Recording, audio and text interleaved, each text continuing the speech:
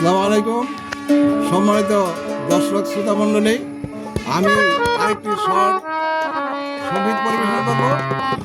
জানি না কেমন লাগে, আপনারা কমেন্টে জানাবেন। ধন্যবাদ।